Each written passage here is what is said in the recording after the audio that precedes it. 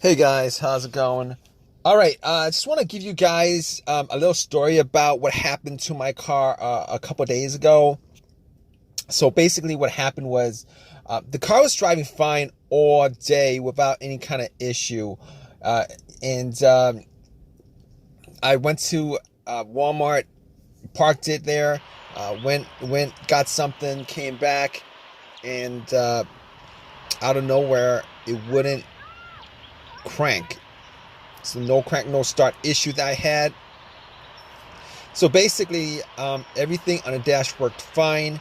Everything in the car worked fine. There was absolutely no issues at all. The remote worked fine. Was able to get into the car. Radio was blasting. Radio was on. Everything. All right. So basically, I was thinking to myself, probably the battery was the issue. So what I did was I turned on the headlights, went out and checked out the beam, just to give me a gauge on how bright the headlights were. I could probably determine whether the battery was good or not. And the headlights were really bright. So right off the bat, I was thinking if they were that bright, I should at least get like a really slow crank if the battery was kind of low. Regardless, I had to check out where the battery was. I went and checked out where the battery was just to make sure that all the terminals were clean and they were tight. And I noticed that the terminals were a little bit corroded. There was some white bluish stuff on there. So what I did was I took out a bottle of Coke, poured it on the terminals, and was trying to clean it with some paper towels, and was able to clean it pretty good. Now the terminals weren't super tight. I was able to wiggle it out, but they were snug in there, so I knew that it probably wasn't the terminal being loose that was causing the issue. And then after I cleaned it up, popped it back on, and tried to start the car, it did the same thing. It wouldn't crank, it wouldn't start, but everything else seemed to be working all right. So at that point, I was thinking to myself, all right, maybe it could be a weak ground wire. If you guys don't know what where the ground wire is, the main ground wire is pretty much the negative terminal, and most of the time it connects to the frame of your car.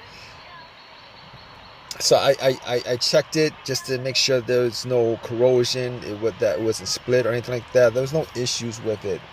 So what I did after that was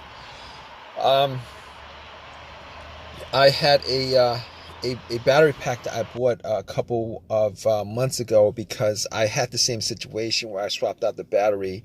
I was hoping that it was the battery, even though I swapped it out, considering I could actually just swap it out, at Walmart. So I actually put the battery pack on there. It was at 100%. Tried to start it, and still wouldn't start. So at that point, I knew it was probably not the battery. And even though, I didn't think it was the alternator, I could probably just at that point rule out the alternator, because if it was the alternator, the car would have at least cranked a slow crank, or I would have been able to start it. And then once I took the battery pack off, it would have just died out. So at that point, I was able to rule out a bunch of stuff. I was able to rule out the battery, the ground cable, and the alternator, even though that probably wouldn't have caused the issue. So after going through that, I was thinking to myself, could it be something, could it be the car's computer ECU? Because I did see a check engine light on my dash, and that check engine light was there. It's been there for a while, and I believe it was for a O2 sensor issue. Now, I did have an OBD2 that I bought from Walmart, and it was a $19 OBD2, one of the cheap ones, and I pretty much hooked it on to my OBD port, and trying to make sure that I was actually getting a connection between the car's computer and the car itself.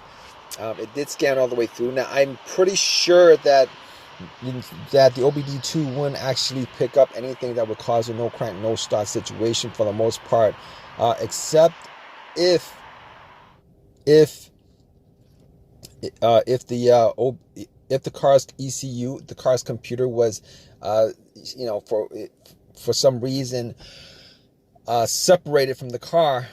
For what reason, couldn't communicate with the car. But anyway, regardless, I actually plugged it in. It scanned all the way through. Only code that popped up was the aux02 sensor code, and at that point, I was pretty sure that it wasn't anything to do with the car's computer, any codes that would cause it, and I actually had to move on I had to move on to some other troubleshooting outside of that, because that wasn't causing the issue. So basically, I got to a couple of things, which were the fuses and the relays, which were highly capable of causing a situation like this. And got to the fuses, checked out all the fuses, just to make sure that none of them were blown. And I was actually looking at them. Now, I didn't have a fuse tester on me. I didn't think it was the fuses. Now, the two situations that I've had where fuse would cause a situation like that, one of those situations was a Honda that I had where the main fuse blew, and I was getting no power throughout the whole entire car. The main fuse was the fuse that connected the battery to the fuse box itself. And that was the previous situation that I have, and I'm pretty sure that wasn't the same situation that I had, so I could rule that out, because I was getting power to everything except it wouldn't start. Now, the other situation I had pertaining to a fuse that caused a no start situation was actually a crank no start situation, and I think one of the fuses actually blew. Then that fuse was connected to the ECU or the fuel pump. And I remember once I changed out that fuse, the car would crank, but it wouldn't start. Once I changed out that fuse, it was able to start up. So I could rule out those two situations as being, related to a fuse issue that would cause this situation that I had. So basically, I could rule those things, the fuses out, and the fuses were pretty clean. I didn't smell any kind of burnt smell, and didn't see any kind of brownish, anything brownish, and a brownish appearance on top. So at that point, I was able to kind of rule out the fuses, not at 100%, but I was able to rule out the fuses for the most part. So basically, at that point, I had a situation where I was maybe, it could have been the relays or the starter. That's what the two situations that came up. But I didn't think it was the starter, because I did switch out the starter about, I would say I switched out the starter about a year and a half ago, and that was, it seemed like it was a starter issue, but I didn't really want it to be a starter issue, considering I only put maybe like 20,000 miles on my car, and I think they should last a lot longer than that. But anyway, before I even went there, I looked at the relays, just to see whether they had issues or not. Now, I couldn't make out whether the relays had issues, but I did get to the starter relay. I pulled it out. It looked like it was a bit dirty or whatever, but I had some rubbing alcohol, put it on some paper towel, and wiped the connectors, put it back in, try to start it. It really didn't do anything. Didn't change up the situation. So I was thinking it was a weird situation, because it would click every time I would try to start the car, it would click, but it wouldn't crank at all.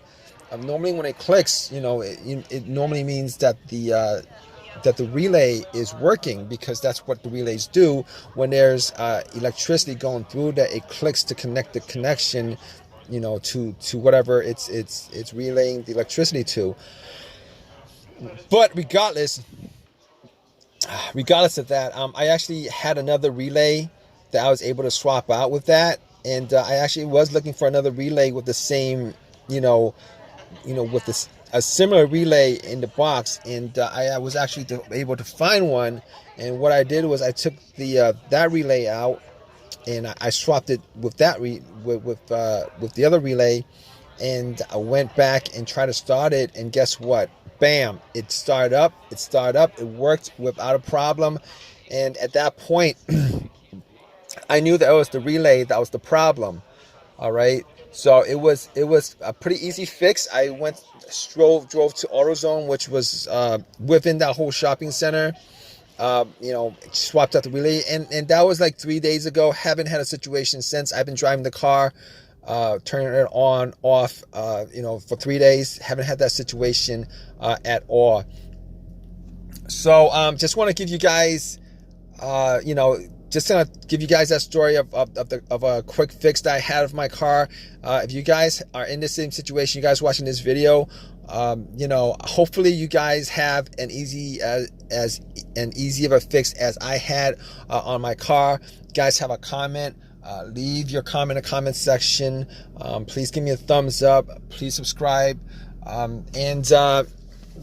Like I said, if you guys are in the same situation, just go through the steps that I went through as far as trying to figure out, the situation with my car. And, you guys should be good as far as troubleshooting and diagnosing your particular problem. Take care, guys.